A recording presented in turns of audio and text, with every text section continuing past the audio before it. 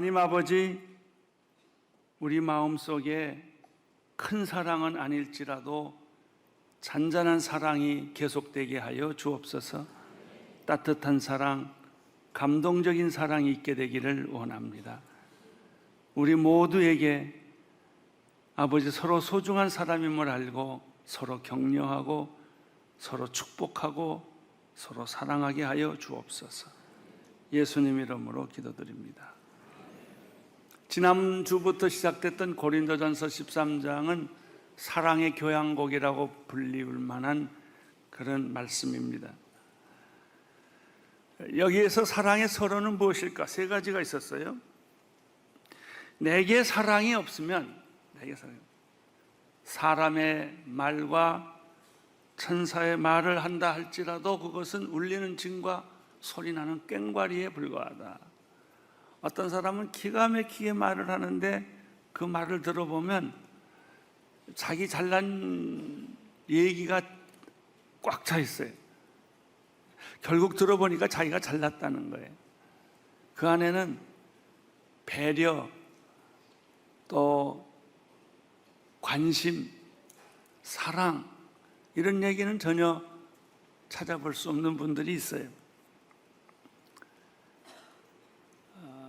우리의 언어가 잘못하면 울리는 징과 소리나는 꽹과리가 될 수가 있다 하는 거죠. 이게 첫 번째 서론이었고요. 두 번째 서론은 내게 사랑이 없으면 예언의 은사가 있다고 할지라도, 모든 비밀을 다 안다 할지라도, 모든 지식을 다 안다 할지라도, 산을 옮길 만한 믿음이 내게 있다 할지라도 아무것도 아니요. 이것이 두 번째 서론적 메시지입니다. 세 번째 서론적 메시지는 내게 사랑이 없다면 구제, 봉사, 분신자살을 할지라도 아무 소용이 없다는 거예요. 그렇게 애쓰고 수고하고 밤잠 못 자고 내가 내 평생을 통해서 일구어 놓은 일이라 할지라도 성경은 말합니다. 아무것도 아니다. 아무 소용이 없다. 그것은 울리는 징과 꽹과리에 불과하다. 특별히 여기서 세 가지를 얘기하면서 제가 지난주에 강조점 하나를 얘기했어요. 그것은 내게 사랑이 없으면이 아니라 내게 사랑이 없으면이. 우리가 이 말씀을 오래 읽었는데요, 몇 번 반복해서 읽고 외웠고 그랬는데 내게 사랑이 없으면이라는 말을 주의 깊게 보고 읽은 적이 별로 없어요. 그냥 사랑이 없으면 하고 넘어가 버렸어요. 근데 여기 포인트는 내게 만약 사랑이 없다면 내가 지금까지 쌓아놓은 영적인 지식, 내가 지금까지 쌓아놨던 모든 것들이 헛거다 이거예요. 헛거다. 아무 소용이 없다는 거예요.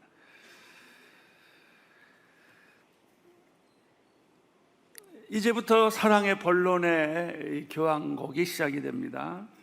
4절부터 8절까지 말씀입니다. 이 4절부터 8절까지 말씀을 보면 15가지 사랑에 대한 얘기가 나옵니다. 사랑은 무엇인가? 13장 4절에서 8절을 한번 보겠습니다. 같이 읽겠습니다. 성경을 13장 4절에서 8절 하나로 하나씩 손으로 꼬집으면서 한번 읽어봅시다. 사랑은 첫째, 오래 참고, 둘째, 친절하며, 셋째, 넷째, 다섯째, 여섯째, 일곱째, 여덟째, 아홉째, 열째. 그렇게 하며 진리와 함께 기뻐하고, 그 다음 마지막에 모든 것을 덮어주고, 모든 것을 믿으며, 모든 것을 바라며, 모든 것을 사랑은 결코 없어지지 않습니다. 거기까지 써야 될 거예요. 15개. 이 15개를요, 5개씩 묶어보면 3그룹이 나옵니다. 오늘은 사랑의 첫 번째 그룹 5가지를 말씀해 드리고자 합니다. 13장 4절이 한 절에 5개의 사랑에 대한 설명이 나와 있습니다. 한번 다시 같이 읽겠습니다. 13장 4절 시작. 사랑은 오래 참고 친절하며 사랑은 시기하지 않으며 자랑하지 않으며 교만하지 않습니다. 사랑은 오래 참습니다. 사랑은 오래 참습니다. 사랑은 친절합니다. 사랑은 시기하지 않습니다. 사랑은 자랑하지 않습니다. 사랑은 교만하지 않습니다.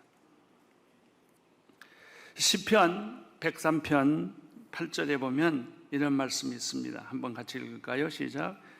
여호와는 자비로우시고 은혜로우시며 화를 더디 내시고 사랑이 넘쳐나는 분이십니다. 하나님의 속성 가운데 최고의 속성은 사랑인데, 하나님의 사랑은 자비롭고 은혜롭고 화를 더디 내는 것이고 사랑이 넘쳐 흐르는 것이다. 특별히 네 번째 표현이 재미있어요. 사랑은 넘치는 것이다. 흘러 넘치는 것이다. 사랑은 그냥 가만히 있는 게 아니에요. 사랑은 명사가 아니에요. 사랑은 동사예요. 흘러 넘치는 것입니다. 내 안에서, 당신 안에서.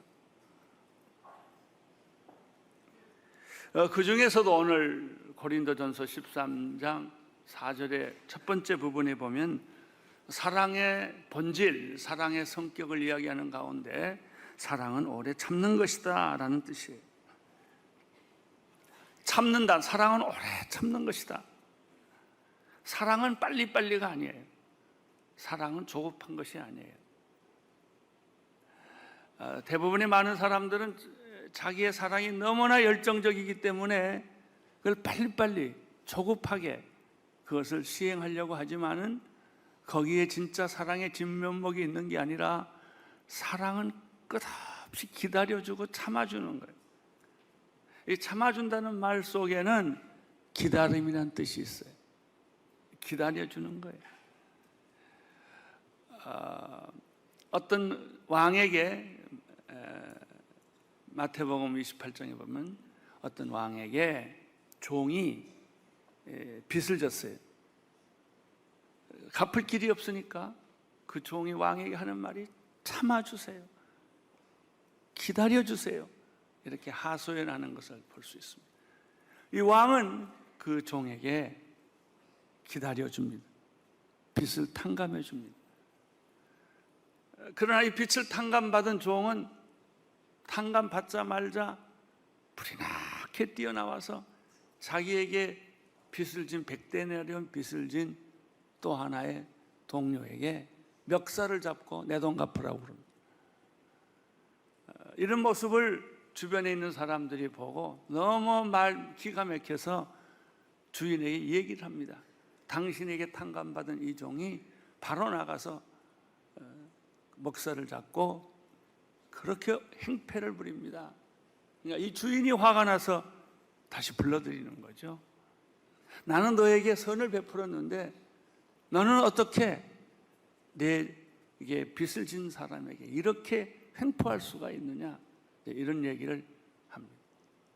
여기서 우리가 발견하는 진리는 사랑이라고 하는 것은 내가 사랑받은 만큼 남에게 사랑하는 것이고, 그렇게 하기 위해서는 오랜 기다림이 필요하다. 농부가 씨를 심고 열매를 맺을 때까지 기다립니다. 임신한 어머니는 해산할 때까지 10개월을 기다립니다. 기다림은 사랑입니다. 기다림은 성숙입니다. 끝까지 기다리는 것이 사랑입니다. 기다릴 줄 모르는 것은 사랑이 아닙니다. 그건 가짜입니다. 만약 당신이 진짜 그 여자를, 그 남자를 사랑한다면, 그 사람들을 사랑한다면 만족스럽지 않을지라도 사랑은 만족해서 사랑하는 것이 아니고 매력이 있어서 사랑하는 것이 아니고 사랑할 만한 가치가 있어서 사랑하는 게 아니에요. 진짜 우리가 사랑할 대상들은 다 가치가 없어요. 사랑할 만한 가치가 없어요. 그 사람을 끝까지 그 사람이 변할 때까지 기다려주는 거예요. 이런 의미에서 사랑은 기다림입니다. 두 번째, 사랑은 오래 참는다고 했는데 이 말은 뭐냐면 화를 더디 낸다는 것이죠. 화를 안 낼 수는 없어요. 그러나 진짜 사랑한다면 화가 날 수밖에 없는데 화를 더디 내는 거예요. 그 사람 보면 화가 나요. 내 기준이 안 맞으니까, 내 방법대로 하지 않으니까, 내 말을 못 알아들으니까. 그럴 때 화가 나죠. 사랑이란 뭐냐? 화를 안 내는 것이 아니라 더디 내는 거예요. 그게 사랑이에요.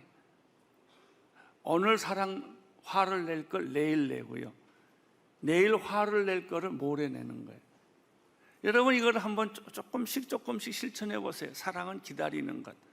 오늘 다 깨빡 쳐버릴 걸 놔두고 기다리는 것. 내일 한 번 더 기다리자. 내일이면 달라지겠지. 달라질까요? 죽을 때까지 안 달라져. 그래도 속는 셈 치고 기다려 보는 거예요. 그게 사랑이에요. 사랑이 있으면 기다려요. 사랑이 있으면 화낼 일을 한번 참아요. 참고 또 참고 또 참는 것입니다. 사랑에는 분노가 없습니다. 그러나 미움에는 분노가 있죠. 분노는 죄의 속성입니다. 분노를 가지게 되면 화가 폭발합니다. 화를 폭발하면 사랑은 다 깨져버려요. 유리조각처럼. 끝까지 화내는 거를 지키고 소리 지르지 말고 감정 표현하지 말고 끝까지 절제하고 통제하는 거예요. 이런 의미에서 기다린다, 화를 절제한다. 또 한 가지, 오래 참는다는 뜻은 감정을 통제하고 절제하는 거예요. 사랑은 자기 절제입니다. 사랑은 자기 포기입니다. 통제입니다. 오래 참는다는 것은 잠깐 절제하고 잠깐 통제하는 것이 아니라 오랜 세월, 수십 년을 절제하고 통제함으로 사랑이 완성되는 거예요. 그리고 상대방을 변화시키는 것이죠. 절제는 아름다운 것이요, 절제는 성숙한 것이요, 절제는 열매 맺는 것입니다. 자, 이제 사랑은 오래 참는 것이다 라는 말씀을 넘어서서 사랑은 친절하다라는 말을 나누겠습니다. 친절하다라는 뜻은 무엇이겠어요? 따뜻하고 소박한 작은 사랑. 위대한 사랑을 하는 사랑 가리켜 친절하다 그러지는 않아요. 작은 사랑, 없어도 되는 사랑, 안 해도 되는 사랑을 나누었을 때 이상하게 마음이 따뜻해지는 거예요. 우리는 너무 위대한 일에 다 이렇게 노예가 되어 있어요. 큰 일을 해야 되고요, 비전을 만들어야 되고요, 또 리더십을 있어야 되고요, 팀워크를 해야 되고요, 그런 것을 합니다. 그래서 세미나도 리더십 세미나, 비전 세미나, 팀워크 세미나 이런 것이 많이 있죠. 그런데 한번 친절 세미나를 보신 적이 있습니까? 없어요.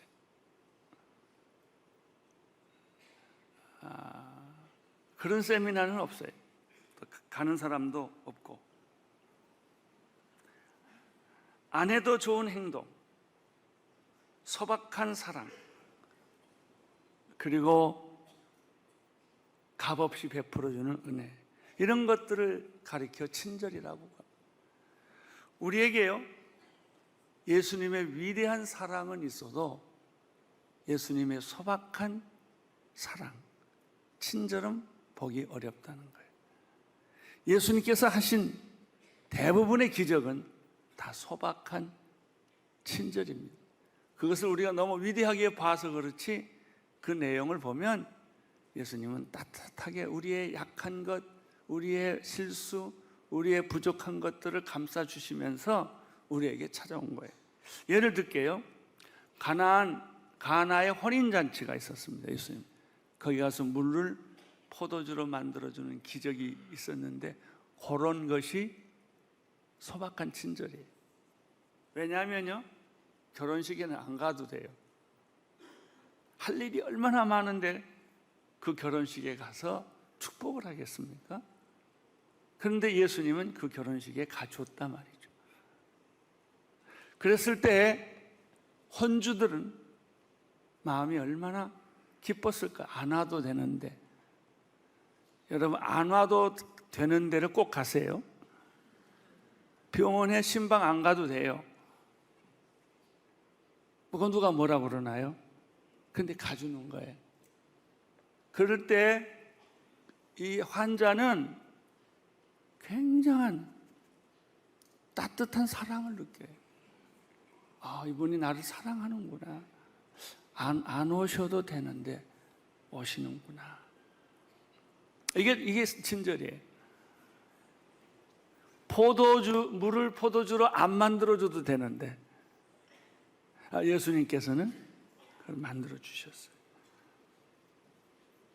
12년 혈루증에 걸린 여자가 예수님께 갔을 때 예수님부터 능력이 나타나서 그 병이 치유됐어요. 이 여자가 느끼는 게 이거예요. 예수님같이 위대하고 훌륭하고 바쁘신 분이 어떻게 나 같은 여자를, 병든 여자를 관심을 가지고 이름을 불러주고 생각을 해주는가. 여기에 찡한 눈물이 있는 거예요. 그 찡한 눈물이 그 여자를 치유한 거예요. 그리고 마지막에 이렇게 말하죠. 사랑하는 딸아 라고 불러줘요. 이것이 예수님, 이분이 예수님이세요. 우리 너무 오늘은 예수님의 위대한 사랑, 큰 사랑에 압도되어서 질리지 않게 되기를 바랍니다. 예수님이 하시는 걸 보면 다 이렇게 소박하고 안 해도 되는 거, 그래서 언저리라고 그러죠. 이게 엣지, 언저리 사랑, 이런 걸 하셨어요. 삭개오는 아무도 찾아주지 않아요. 그러나 예수님이 삭개오를 보고 오늘 나는 내 집에 하룻밤 자야 되겠다. 오늘 내 집에 구원이 이르렀다. 무시할 수 있는 사람이에요. 신경 쓰지 않아도 되는 사람이에요. 우리 교회 안에서 관심 가지지 않아도 되는 사람, 무시해도 되는 사람을 찾아가서 따뜻한 커피 한 잔을 나누고 사랑을 나누고 또 기적을 나눌 때 하나님의 사랑이 거기에 있는 거예요. 예수님의 사랑은 늘 그런 소박하고 작고 안 해도 되는 것이고 없어도 되는 것이고 그런 일들을 열심히 하신 거예요. 청소 안 해도 돼요. 하면 더 좋죠. 당신이 그 자리에 없어도 돼요. 있으면 따뜻해요. 친절은 마태복음 11장 28절 30절의 말씀에 다 담아 있어요. 한번 같이 읽을까요? 시작. 수고하고 무거운 짐을 진 모든 사람은 다 내게로, 내가 너희를 쉬게 할 것이다. 나는 마음이 온유하고 겸손하니 너희는 내 멍에를 베고 내게서 배우라. 그러면 너희 영은 쉬리라.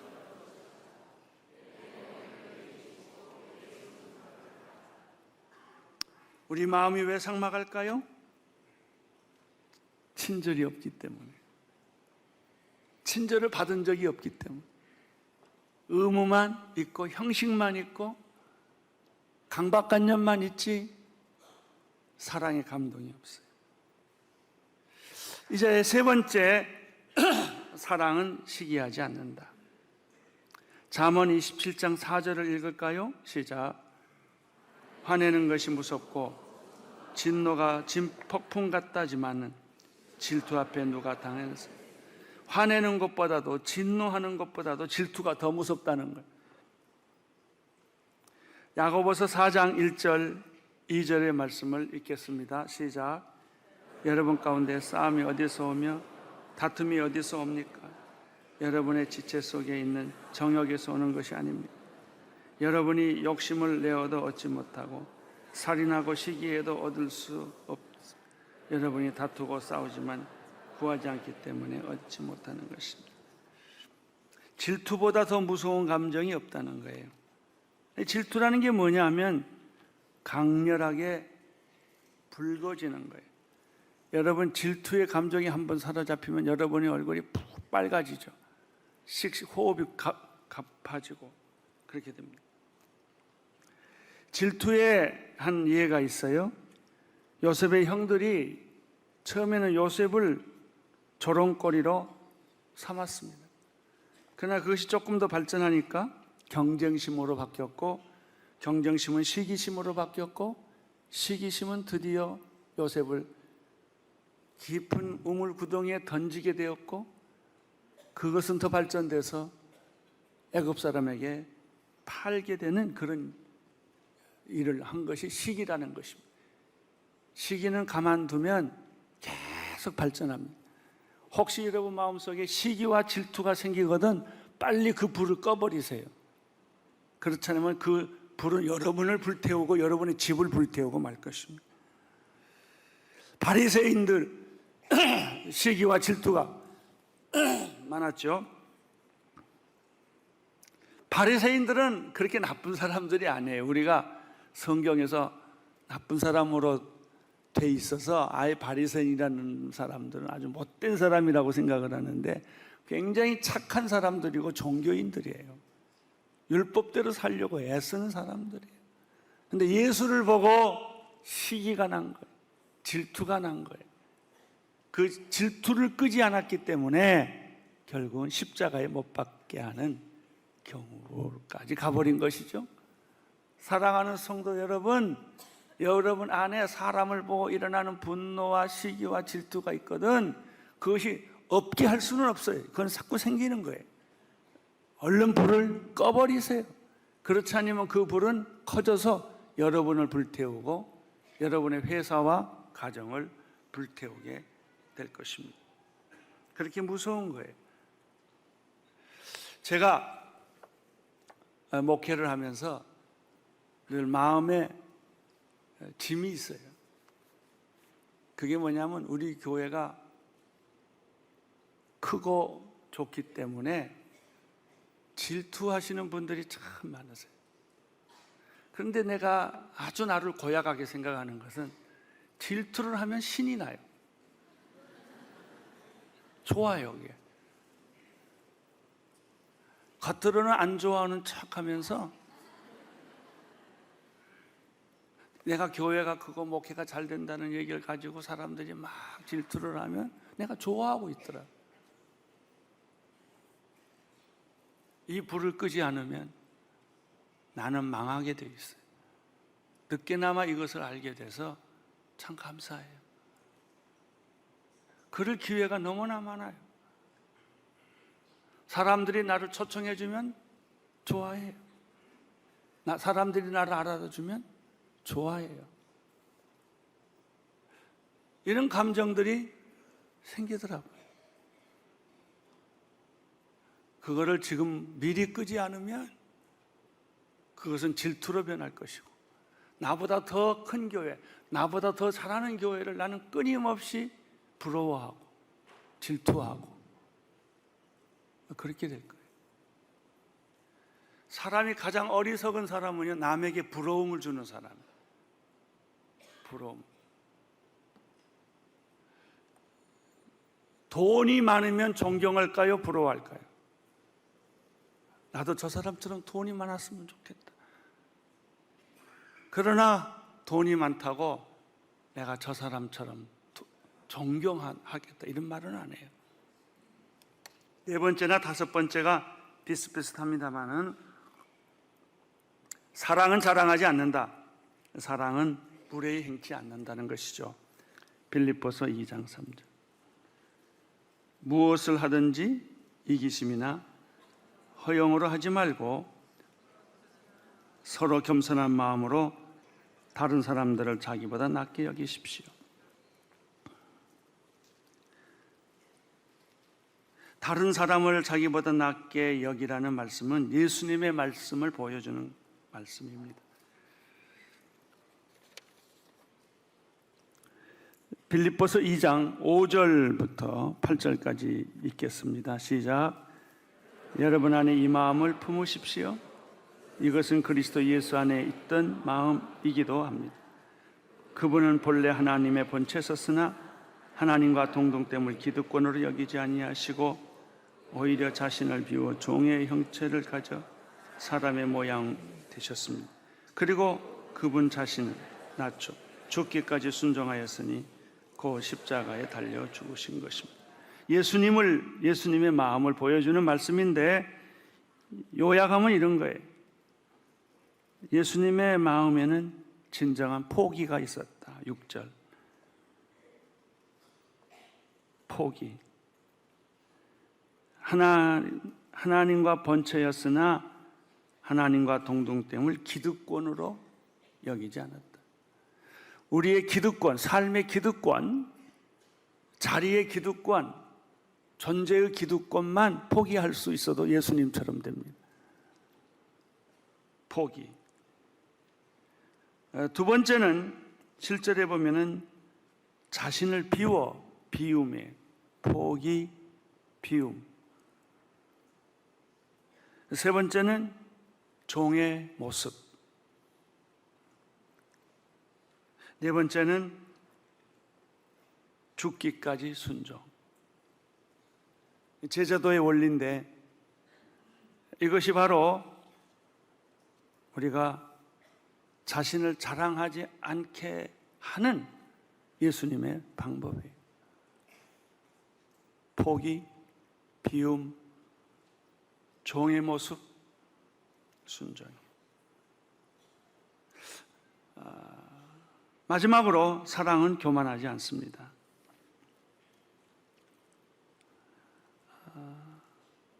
14장 누가복음 14장 8절에서 11절 말씀을 쭉 읽겠습니다. 시작. 결혼잔치에 초대받으면 윗자리에 앉지 마라. 혹시 너보다 더 높은 사람이 초대받았을지 모른다. 만약 그렇다면 너와 그 사람 모두 초대한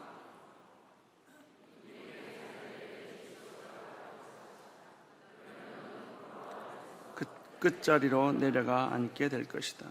그러므로 초대받으면 끝자리에 가서 앉아.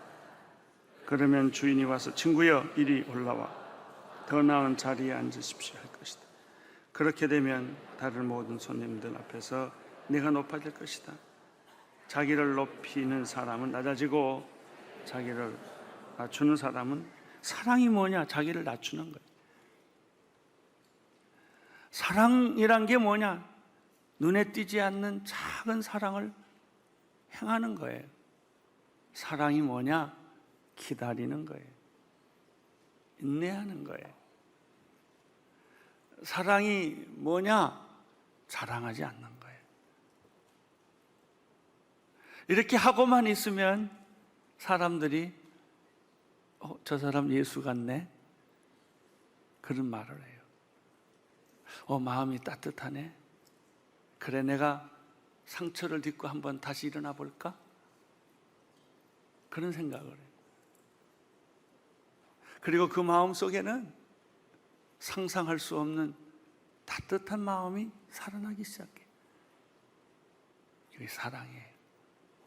적어도 사도 바울이 고린도전서 13장에서 말하는 사랑은 이런 것들이에요. 당신 직업을 버리고 선교사로 간다, 그런 얘기는 별로 없어요. 당신 재산을 다 팔아서 가난한 사람에게 나눠준다, 이런 것도 없어요. 당신이 몸을 불살로 내어주면서 예수님의 사랑을 선포하는 그런 것도 아니에요. 그냥 소박한 거예요. 잠깐 참아주는 거고요. 화 안 내는 거고요. 기다려주는 거고요. 그리고 안 가도 되는데 가는 거고요. 말을 안 해도 되는데 하는 거고요. 그거예요. 그럴 때 사람들은 예수님을 느끼기 시작을 합니다. 여러분에게 이런 축복이 오늘 하루 종일 있게 되기를 축원합니다. 기도하겠습니다. 하나님 아버지, 우리 마음속에 작은 사랑의 불꽃이 번지게 도와주셔서 큰 사랑은 우리가 못하고 큰 헌신은 못한다 할지라도 작은 사랑을 할 수 있도록 저희들을 격려하여 주옵소서. 예수님 이름으로 기도합니다.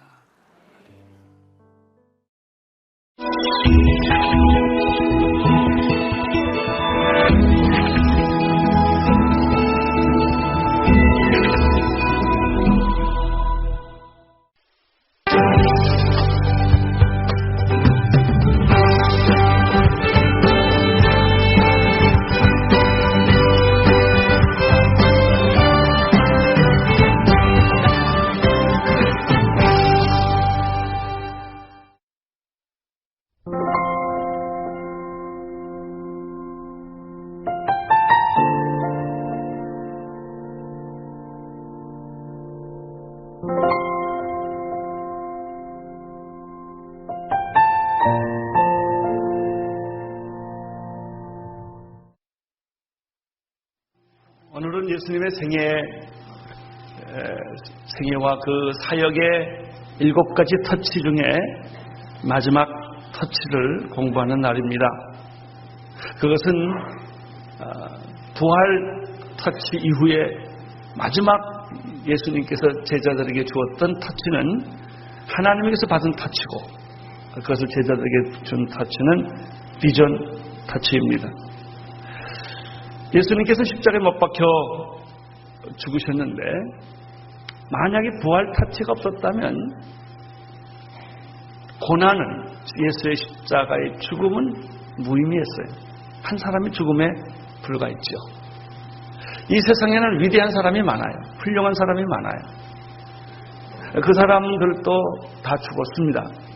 예수도 그런 사람 중에 한 사람이 될 것입니다. 그러나 예수의 죽음이 독특한 것은 부활 터치 때문에 한 사람의 죽음이 아니라 하나님의 부활이 예수님의 부활 터치로 일어나게 된 것이죠. 예수님이 부활함으로 죽음은 의미가 바뀌었습니다. 저주에서 영광으로.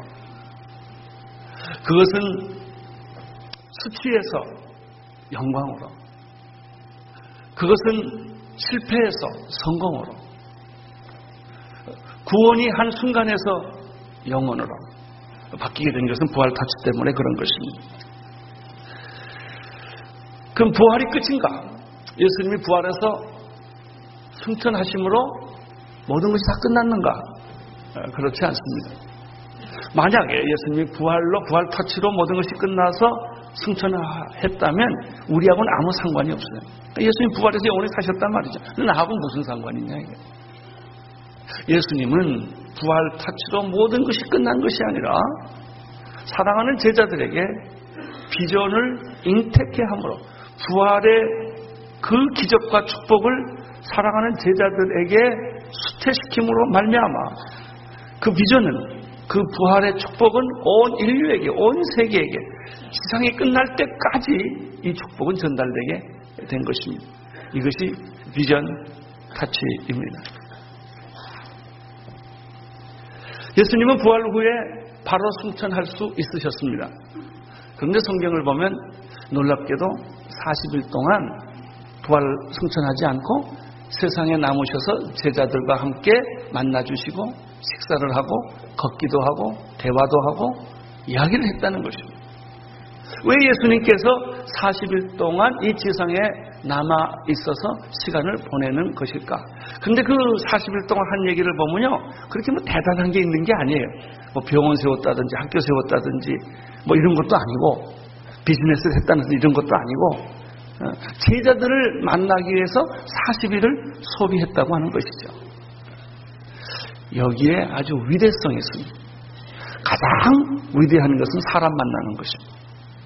가장 위대한 것은 어떤 일을 하는 것이 아니라 비전을 심어주는 것입니다. 예수님은 이것을 위해서 40일을 아낌없이 쏟아주셨습니다. 의심하는 도마도 만나주시고요, 사랑하는 제자들도 만나주시고요, 엠마우 소상에 있는 제자들과 함께 걷기도 하시고요, 그리고 마지막 십자가도 보고 부활도 받지만 믿어지지 않고, 그리고 마지막 순간까지 배신의 상처 때문에 괴로워했던 베드로가 예수님께 접근하고 싶은데 부활을 보고도 접근이 안 돼요. 왜냐하면 상처 때문에, 자기가 예수를 3번이나 부인했던 상처 때문에. 죄가 있으면요, 하나님과 접근이 안 됩니다.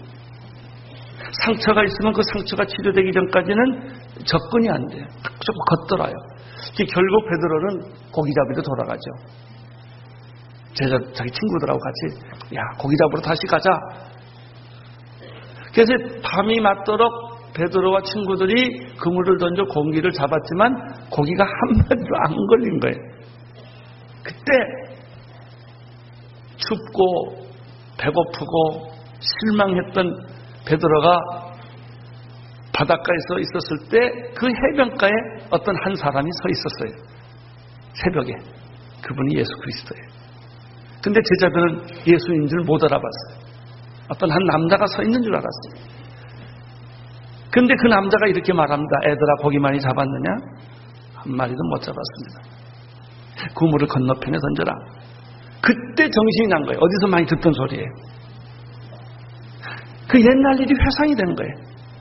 그리고 다시 보니까 예수님이었어요. 그래서 베드로가 소리를 지릅니다. 주님이시다. 베드로는 어제나 오늘이나 영원토록 동일해요. 그냥 느낌을 행동하는 사람이에요. 물인 것도 생각하지 않고 그냥 물속으로 그냥 뛰어들어가서 주님께 나갑니다. 주님이시다. 그러나 접근할 수가 없었어요. 상처 때문에. 자기가 예수님을 3번씩이나 십자가 앞에서 배신했던 상처 때문에 접근이 안 돼요. 허그가 안 되는 거예요. 예수님은 그런 베드로를 너무나 잘 아시고 이쪽으로 오라고 말합니다. 근데 가보니까 아침 새벽에 모닥불이 펴져 있어요. 거기에는 생선이 부어져 있어요. 생선을 먹으라고 예수님이 말합니다. 베드로는 예수님을 내가 그 장면을 참 좋아하고 또 그 예루살렘까지 가서 그 장면을 내가 봤는데요. 아마 그랬을 것 같아요. 예수님은 베드로를 이렇게 쳐다보고 있었고, 베드로는 못 적으니까 땅을 보고 있었을 것 같아요. 땅보다 힘들면 산을 봤다가 절대 예수님하고 눈을 안 맞췄을 것 같아요. 왜냐, 자기가 배신했기 때문에. 근데 이제 예수님이 베드로야, 어쩌자고 그렇게 날 3번씩이나 부인했냐, 이렇게 말하면 베드로는 갈 데가 없어요. 근데 예수님이 너무 좋으세요. 그런 말은 절대 안 하세요. 여러분이 굉장히 두려워하는 말은 예수님이 안 한다는 사실을 기억하시길 바랍니다. 그냥 건들지 않아요. 가만 놔두시고, 베드로야, 고기 많이 먹어라. 고기 많이 먹어라. 근데요, 예수님이 그리고 나서 하신 말씀이 너무나 좋아요. 너 아직도 나 사랑하니? 이게 첫 번째 음성이. 너 아직도 날 사랑하니? 예, 주님, 내가 주님을 사랑합니다. 가만히 있다 또 물어요. 정말 나 사랑하니? 예, 주님을 내가 사랑합니다. 3번씩이나 예수님이 사랑을 묻습니다. 3번째는 겁이 났어요. 주여, 내가 주님을 사랑하는지 주께서 아시나이다. 왜 3번씩이나 예수님은 베드로에게 물었을까요? 3번 배신했으니까. 그래서 3번 실수한 사람에게 3번 회복의 기회를 주는 거예요. 치유하기 위해서. 그럼 예수님이 40일 동안 세상에 계시면서 했던 일이 뭐냐? 제자들의 배신의 상처를 치료해 주시는 거예요. 의심하는 제자들에게 손가락을 보여주면서 나가. 내가 본 거로 나를 믿느냐? 보지 못하고 믿는 자는 복이 있을지어다. 내 양을 먹이라, 내 양을 치라, 내 양을 먹이라. 따라서 40일 동안의 예수님의 이 지상에서 삶을 정리해보면 왜 그가 승천하지 않고 바로 승천하지 않고 제자들에게 40일을 남겨두셨을까? 의심하는 제자, 상처받은 제자, 이런 사람들을 예수님이 다시 찾아가서 어루만지고 용서하고 회복시키고 치유해 주시고 격려해 주시기 위해서, 기다려주기 위해서 40일을 보냈다는 거예요. 할렐루야. 우리는 예수님께서 이 40일 동안 계신 동안에 세 가지 사실을 발견할 수 있어요. 첫째는 부활 전에 육신의 몸으로 오시지 않고 부활의 몸으로 40일을 사셨다는 것입니다. 부활의 몸. 부활의 몸에는 두 가지가 있습니다. 육체의 몸과 영의 몸이 있습니다. 그러니까 예수님이 문을 잠겨두셨는데 들어오시고 예루살렘에 있다가 순식간에 갈릴리로 가시고, 이게 영의 몸이에요. 그러면서도 똑같이 도마가 예수님의 못자국과 허리자국을 본 것처럼 그것은 똑같은 육신의 몸이었어요. 우리가 천국 가서 부활한 다음에 죽어서 천국 가서 우리가 어떤 존재로 사느냐? 부활의 몸으로 사는 거예요. 영의 몸과 육의 몸이 공존하는 것입니다. 시간과 공간 안에 있으면서 시간과 공간을 초월하고, 육이 있으면서 영이고 영이면서도 육인 모습을 예수님이 제자들에게 40일 동안 보여주셨는데, 그것이 바로 여러분이 죽으면 가져야 할 몸이라는 거예요. 두 번째, 여기서 우리가 발견하는 제목은 무엇인가? 실망하고 좌절한 제자들을 격려하고 용기를 주고 회복시켰다는 것이죠. 40일은 치유와 회복의 시간이었다. 예수님은 우리를 기다려 주십니다. 당신의 믿음이 회복할 때까지, 당신의 의심이 끝날 때까지 예수님은 비판하지 아니하고 고발하지 아니하고 야단치지 아니하고 시간을 주고 기다려준다는 사실을 여기서 발견하게 됩니다. 세 번째입니다. 부활 후에 예수님께서 비전을 주셨다는 것입니다. 비전에는 두 가지가 있어요. 개인적인 비전이 있고 공동체 비전이 있습니다. 예수님은 여자들에게 만났습니다. 어찌하여 두려워하느냐? 여자들에게 말했죠. 부활할 것을 내가 몰랐느냐? 이런 얘기도 하시고요. 다 그건 개인적인 얘기예요. 예수님의 제자들을 만나가지고 평강이 그대에게 있을지어다. 내가 너를 파송하노라. 성령을 받으라. 이렇게 얘기했고요. 베드로에게는 뭐라고 그랬어요? 내 양을 먹이라, 내 양을 치라, 내 양을 먹이라. 이렇게 말했고요. 도마에게는 뭐라고 그랬습니까? 내가 나를 보름으로 믿느냐? 보지 못하고 믿는 자는 더 복될지어다. 이렇게 말씀을 하셨죠. 이것은 다 개인적인 얘기예요. 그러나 오늘 성경에 보면은 예수님께서 개인적으로 주는 비전이 있지만 마지막에 딱 한 번 전 공동체 식구들을 다 모아놓고 공동체에게 비전을 주십니다. 그것이 오늘 말씀이에요.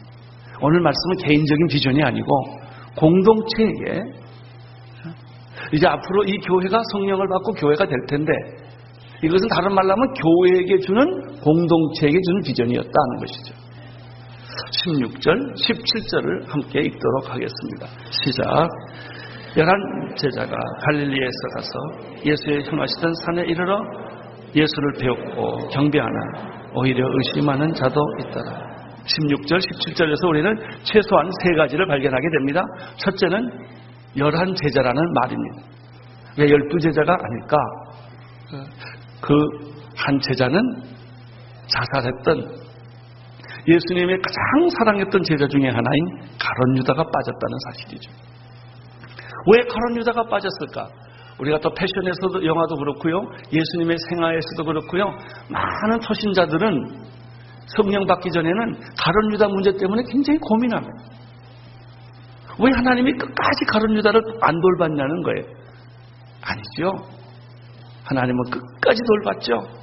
근데 가룟 유다는 끝까지 도망갔죠.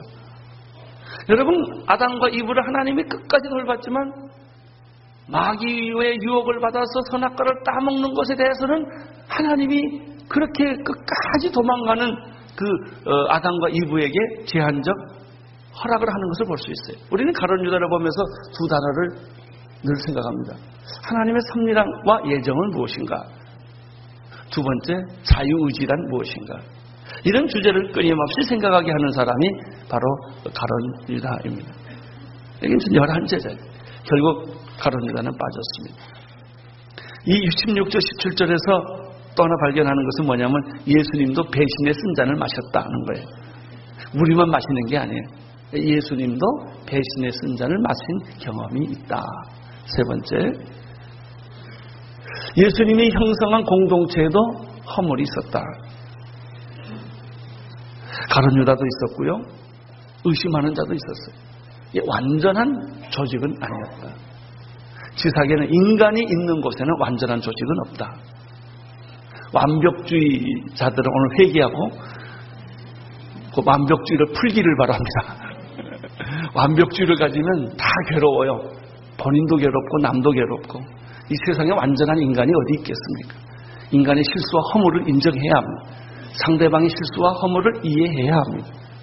그럴 수밖에 없는 인간의 연약성을 이해를 해야 합니다. 인간은 실수를 통해서 완전해지는 것이지 완전을 통해서 완전해지는 것은 아니라는 것이죠. 예수님의 공동체 12명에게도 실수와 허물이 있었다. 그러나 그 실수와 허물은 그것이 축복이 되었다는 것이죠. 오늘 이 말씀을 통해서 또 한 가지 발견하는 것이 있어요. 16절 17절에서 그것은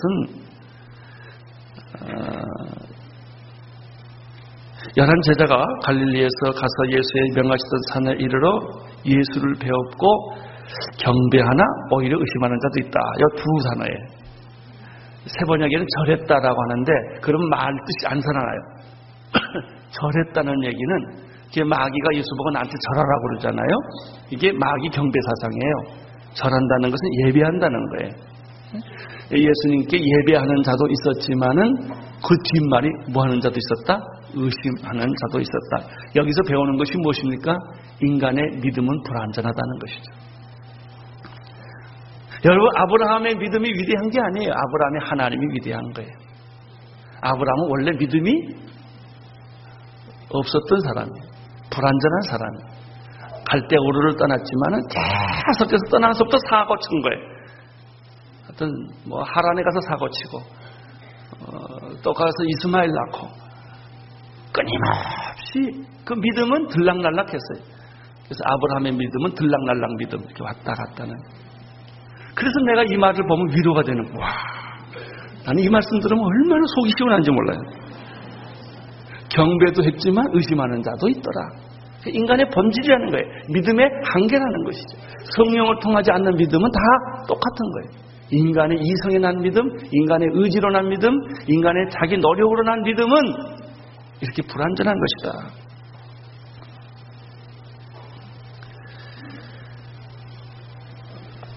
드디어 예수님께서는 사랑하는 남은 제자들에게 이제 이런 불완전한 제자들에게 이렇게 비전을 주는 것이죠. 인간은 어떻게 온전해지는가? 불완전한 믿음, 인간의 불완전한 생각 속에 하나님의 비전이 들어감으로 완전해지는 거예요. 하나님이 믿음을 심어줌으로 우리의 믿음이 거듭나고 새로워지고 온전해지는 것이죠. 예수님께서 이런 불완전한 믿음을 가진 예수님의 제자들에게 18절에 이렇게 말을 시작을 하십니다. 18절을 보십시오. 시작. 예수께서 나와 일러 가라사대 하늘과 땅의 모든 권세를 내게 주셨습니다. 비전을 선포하기 전에 예수님은 자신에게 주신, 하나님이 자신에게 주신 이 권세에 대한 얘기를 먼저 하는 것입니다. 말보다 중요한 게 뭐냐면 말하는 사람이에요. 좋은 말은 여러분도 할 수 있고 나도 할 수 있어요. 잠원집에 명상록집에 골라다가 좋은 말을 다 카피해 가지고 말할 수 있어요. 사람들 착각이 뭔지 아세요? 내가 말하면 그 말하는 게 자기인 줄로 착각해요. 천만의 말씀. 당신은 말하고 있을 뿐이에요. 당신은 그런 인격이 아니란 말이죠. 말보다 중요한 것은 그 사람의 인격이에요. 그 사람의 권세예요. 그 사람이 누구냐 하는 거예요. 서로 사랑하라는 말은 나도 하고 예수님도 했지만 내가 한 말은 실수가 많고 예수님이 한 말씀은 그건 영원히 불변하는 거예요. 이게 누가 말했느냐는 거 중요합니다. 오늘 예수님께서 이렇게 말합니다. 내가 너희에게 비전을, 이제 공동체에게 비전을 잉태케 할 것인데, 수택케 할 것인데, 하나님이 이 비전을 내가 너희에게 주기 위해서 하나님이 나에게 권세를 주셨다는 것이죠. 무슨 권세입니까? 하늘과 땅의 모든 권세를 하나님이 예수님에게 위임했다는 것이죠. 그 위임된 권세를 가지고 내가 너희에게 비전을 잉태케 하노라 하는 것입니다. 하늘과 땅의 모든 권세란 무엇일까요?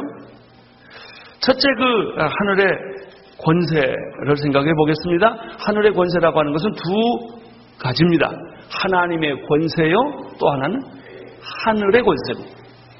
예수님은 하나님의 권세를 가지고 계셨습니다.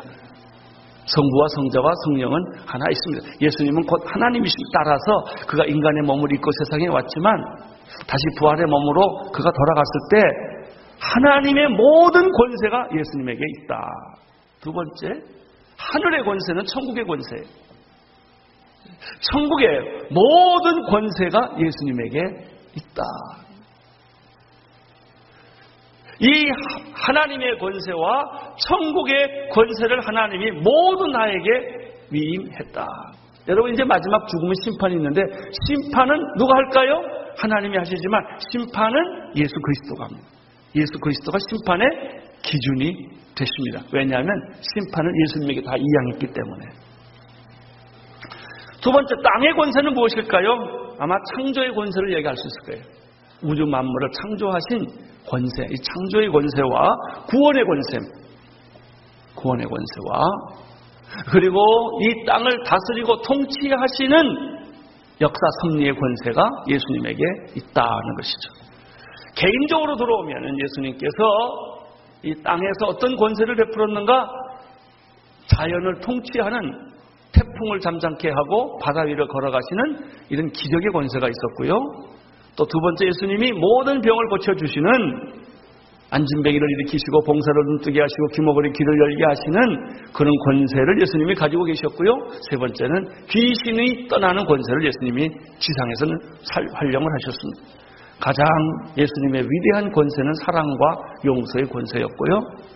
그리고 제자들의 발을 닦아주는 섬김과 봉사의 권세가 예수님에게 있었죠. 이 모든 권세, 땅의 권세, 개인적인 권세, 우주적인 권세, 하늘의 권세, 천국의 권세까지도 예수님은 그 모든이란 말 속에 다 이게 포함되는 거예요. 이 모든 권세를 하나님이 내게 위임을 했는데, 이 권세를 가지고 내가 너희에게 명하노라. 이것은 뭐냐? 명한다는 말은 그 비전을 내가 이제 내게 심어주노라.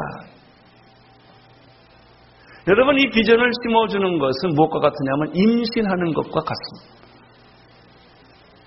상상 임신이 있는 거 아시죠?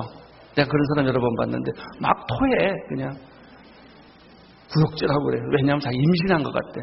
임신을 너무 하고 싶어가지고 상상으로 임신한 거예요. 여러분, 상상으로 임신하면 아기가 날까요, 안 날까요? 그건 혼자 임신, 상상으로 한 거죠. 그런 임신 아니에요. 관념으로 임신이 안 됩니다. 상상으로 임신이 안 됩니다.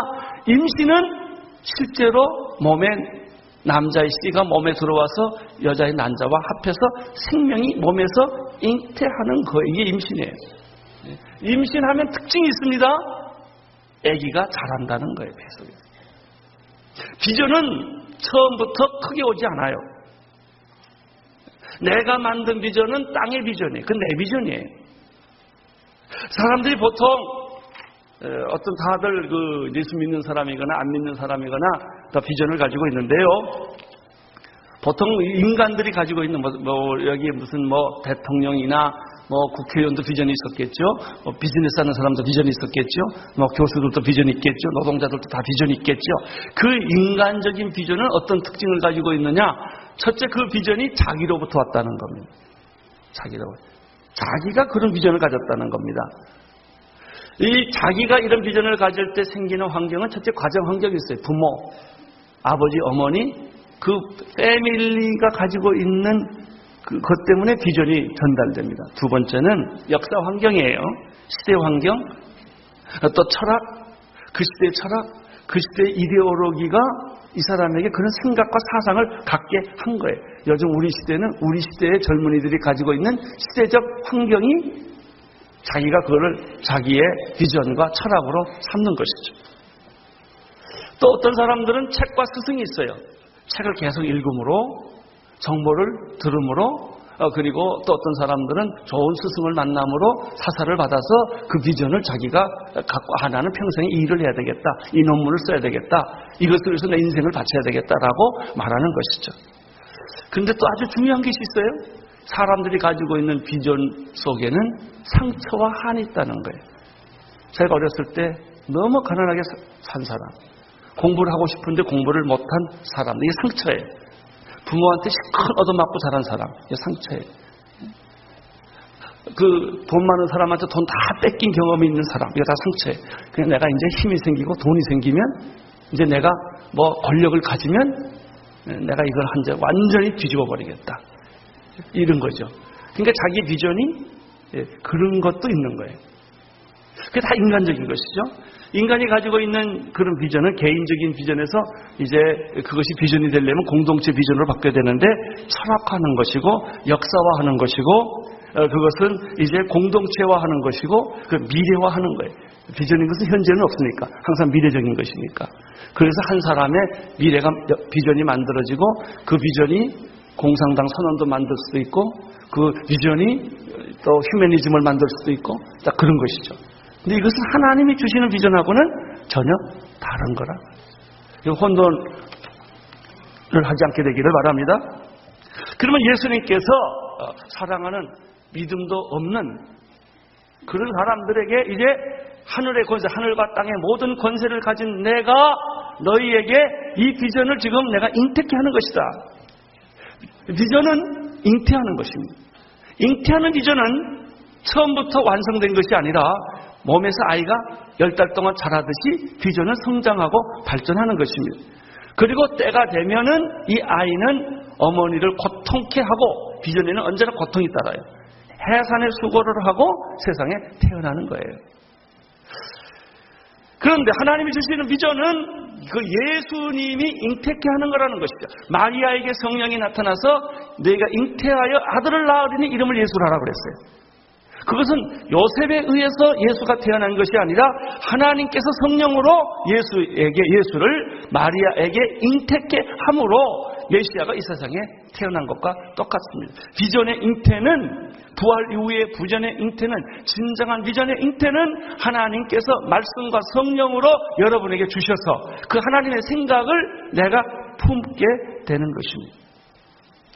그 생각과 하나님의 생각을 내가 품게, 비전을 품게 되면은 이것이 속에서 자라나는 것입니다. 자라나다가 죽으면 어떻게 되나요? 유산하는 거죠. 나는 하나님 주신 비전을 유산하지 않게 되기를 축원합니다. 이게 계속 자라나게 만들어야 되는 것이죠. 이 자라날 때 이 비전은 때가 되면 고통을 수반하고 태어나는 것입니다. 그것이 진정한 우리들이 갖는 비전이에요. 이 비전이 없는 사람은 인생에 목적이 없는 사람, 무의미한 사람, 권태로운 사람, 돈도 많고 권력도 있고 건강하고 똑똑하고 잘났지만은 그 사람의 내면에 들어가 보면 미래가 없고 비전이 없는 거예요. 이런 사람은 자살하기가 아주 쉬운 사람. 오로지 그 사람의 비전은 자살하는 거예요. 죽자 이거예요. 예수님께서 사랑하는 제자들에게 말합니다. 내가 하늘과 땅의 모든 권세를 하나님이 내게 주셨으니 그러므로 내가 이 권세를 가지고 내가 너희에게 명하노라, 너희에게 이르노라.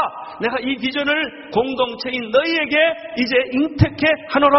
이것은 마치 성령께서 예수를 잉태케 했던 것처럼 비전을 잉태케 하는 것입니다. 개인적으로가 아니라 어떻게? 공동체적으로. 하나님 비전을 저 하용조 목사라는 사람에게 옛날에 많이 주셨어요. 근데 이제는 그게 내 비전이 아니에요. 우리 온누리 교회의 공동체의 비전으로 하나님이 이걸 허락해 주신 것이죠. 그것이 X29이네요. 자, 그러면 예수님이 사랑하는 제자들에게 무식하고 믿음도 없고 훈련도 안 돼 있는 감정적인 이런 사람들에게 참 예수님도 난 믿음이 참 대단하다고 생각해요. 시킬 만한 사람을 시켜야지. 이런 사람을 놓고 세상을 변화시키겠다고 한마디 던지고 예수님이 천국 가는데, 와, 예수님 믿음이 대단하세요. 응? 여러분 믿고 그냥 가셨다니까요, 그분은. 해줄 줄 알고. 근데 우리는 계속 딴짓해. 자, 비전 내용은 19절에서 20절까지 보겠습니다. 19절, 20절 시작. 그러므로 너희는 가서 모든 족속으로 제자를 삼아 아버지와 아들과 성령의 이름으로 세례를 주고 내가 너희에게 분부한 모든 것을 가르쳐 지키게 하라. 네 가지입니다. 비전의 실체는 이 네 가지입니다. 첫째는 가라. 가서 모든 족속으로 제자를 삼으라. 세 번째는 아버지와 아들과 성령의 이름으로 뭘 주라? 세례를 주라. 네 번째는 내가 너희에게 분부한 모든 것을 가르쳐 지키게 하라. 여기에요. 아주 간단해. 당신이 병원을 하든 학교를 하든 비즈니스를 하든 당신이 공무원으로 있든 교수가 되든 노동자가 되든 그건 당신의 궁극적인 골이 아니다 이거예요. 당신의 궁극적인 골은 당신이 직업을 통하여 당신이 하고 있는 일들을 통하여 이 네 가지를 이루는 것이다. 이제 이건 유언이에요. 유언. 왜냐하면 이 말씀하고 예수는 그냥 가버리셨어요. 마지막 한 말이 유언이에요. 마지막 한 말.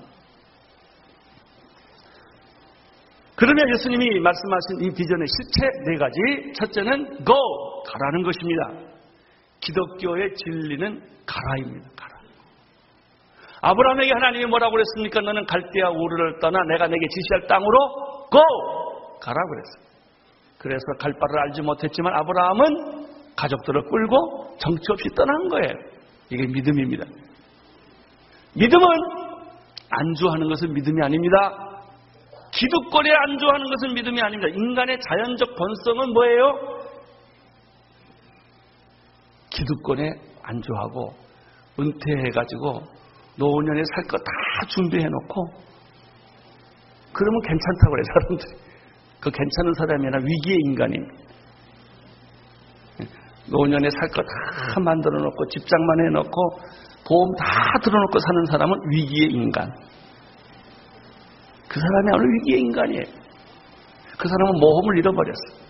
도전을 잃어버렸어요. 창의력을 잃어버렸어요. 그냥 늙어가는 거예요.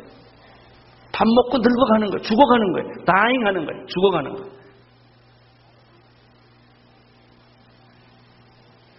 요즘 우리나라에 정치적 변화가 굉장히 많이 일어나고 있는데 당연한 거예요. 기득권을 가진 사람들이 안주했기 때문에. 그 경제건 정치건 문화건 모든 영역에서 기득권을 누리려고 하면 죽는 겁니다. 그건 끝난 거예요. 여러분 아브라함은 75세에 믿음의 시작을 했습니다. 75세 미만 된 사람들은 다 회개하시기를 축원합니다. 믿음의 나이는 75세입니다. 75세. 너는 내가 익숙한 내 민족, 내 고향, 내 친척들이 사는데 내가 태어난 땅을 떠나라 이거예요. 그래서 기독교 신학은 이민 신학입니다. 하나님이 예수님이 이쪽으로 이민 오셨고 선교사의 신학이 이민 신학이에요. 이게. 그래서 예수님이 뭐라고 그랬죠? 고아와 과부와 누구를 사랑하라? 나그네. 여러분 우리 한국 사람이 외국인에 대해서 얼마나 편견 많은지 아세요? 우리가 뭐 일제 한거를 받았고 뭐 했는데요. 우리나라 사람처럼 외국인에 박대하는 민족이 없습니다. 잔인합니다. 잘 사는 사람한테는 잘하고요. 못 사는 동남아에 있는 모든 노동자 일꾼들에게는요. 연변 아줌마한테 얼마나 심하게 하세요. 아주 심하게 해요. 노동자도 손 잘리고 제대로 월급 안 주고 박대하는 것이 우리의 자화상이에요. 그걸 아셔야 됩니다. 성경은 말했어요. 이 나그네를 돌봐라 그랬어요. 우리 인간이라는 것은 다 어차피 영역 과객이요 하나의 나그네고 이민자라는 것이죠. 그래서 go! 이게 성경 얘기예요. 가라. 가라는 데서 완전히 떠나라는 소리는 아니에요. 그거 잘 아셔야 됩니다. 몸에 붙어 있으면서 떠나라는 거예요. 몸에 붙어 있어요. 두 번째, 그 모세를 보십시오. 모세에게 하나님 뭐라고 그랬어요? 너는 Go! 애굽을 떠나 우리 이스라엘 민족을 데리고 적박거리는 가나안 땅으로 가라 그러지 않습니까? 여호수아에게 또 뭐라 그래요? 예? 가나안 땅으로 go! 들어가라 그랬어요. 모든 예언자들에게 뭐라 그래요? 너 도망 다니지 말고 이스라엘 백성한테 가서 예언해라 그랬습니다. 세례 요한은 광야로 갔습니다. 예수님은 인자는 머리 들 곳이 없다고 그랬어요. 여우도 그리 있고 공주 나는 새도 깃들이 있지만 인자는 머리 들 곳이 없다. 그는 가진 게 아무것도 없었어요. 세상으로 오신 거예요. 제자들에게 뭐라고 말했습니까? 아버지가 나를 보낸 것처럼 너도 가라. 이것이 비전이에요. 비전. 나는 여러분이 세상을 품고 떠나기를 축원합니다. 떠나십시오. 세상을 품고. 안주하지 마십시오. 안주는 무덤 파는 겁니다. 아주 좋은 무덤, 아주 인테리어가 잘 된 무덤 있잖아요. 이렇게. 내가 지난번에 헬리나 오웬의 동산을 가보고 참 충격을 받았어요.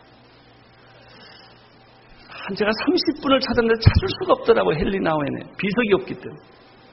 보니까 저 끝에 딱 요만한 나무 십자가. 그게 전부예요. 그 나무에다 헬리나 오웬 써놓고 누가 왔든지 꽃 몇 송이 갖다 놓고 그냥 그게 전부예요. 그 옆에 있는 화려한 비석들이 얼마나 불쌍해 보이는지. 이게 뭐예요? 그냥 뭐 분 이렇게 만들어 놓고 또 요즘은 또 그것도 안 돼가지고 저기 화장하려니까 또 분 없애고 그냥 기가 막힌 대리석으로 또 이걸 만들더라고요. 그거나 그거지요 뭐.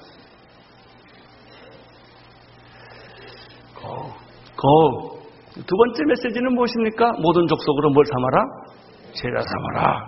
그래서 모든 족속 속에는 백인, 흑인 다 들어가 있고요. 남자, 여자, 노인, 어린애, 남녀노소, 모든 민족, 모든 열방, 모든 백성.